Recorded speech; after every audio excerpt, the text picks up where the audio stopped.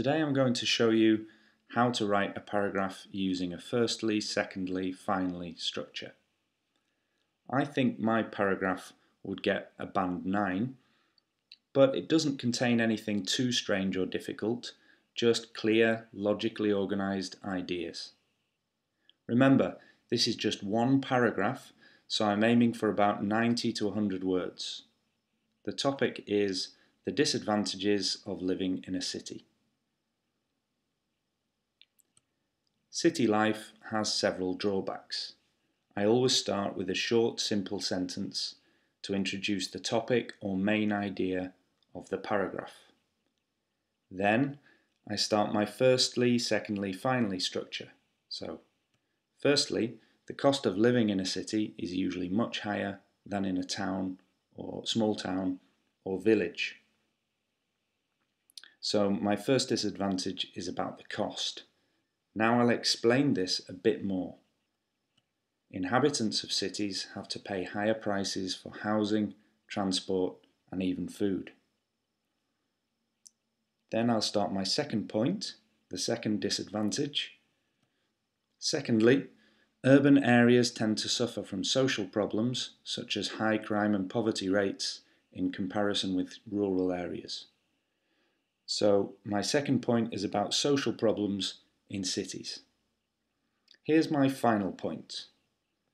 Finally, the air quality in cities is often poor due to pollution from traffic, and the streets and public transport systems are usually overcrowded. There are two ideas in this sentence: poor air quality and overcrowding. The last sentence explains the result of these two problems. As a result, city life can be unhealthy and stressful. So, I've written 93 words. If you could write 2 paragraphs like this, plus an introduction and conclusion, you would easily have 250 words. Let's have a look at some good vocabulary in this paragraph. First, I've used drawbacks instead of disadvantages. The cost of living is a good phrase for this topic. I've used inhabitants of cities to talk about the people. In English, we like writing lists of 3 points: housing, transport, and food. Urban areas is good because I've avoided repeating cities too many times. Suffer from social problems, it's good language. I've used such as to introduce some examples. Crime rates and poverty rates are good collocations that you should know for IELTS. And I've made a comparison, in comparison with, that's a phrase that you should know.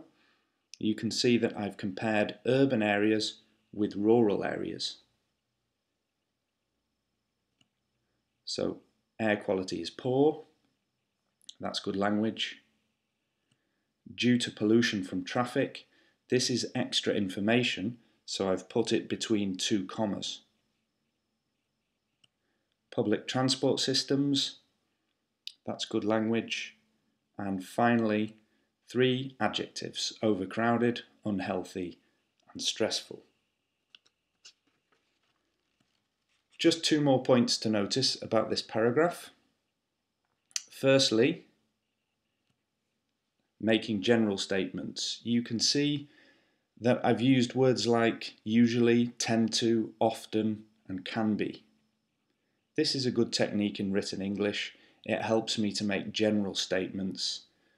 So the cost of living in a city is usually much higher than in a small town or village. Maybe not always. And urban areas tend to suffer from social problems. Maybe not all cities suffer from social problems. So these are general statements, and the examiner will like this. Finally, here's an example of some very good linking between ideas in 2 sentences. I'm saying that the air quality makes cities unhealthy, and the overcrowded streets and transport systems make cities stressful.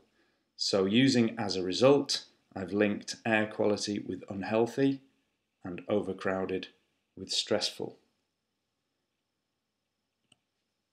So, in conclusion, good main body paragraphs are the key to a high score in IELTS Writing Task 2.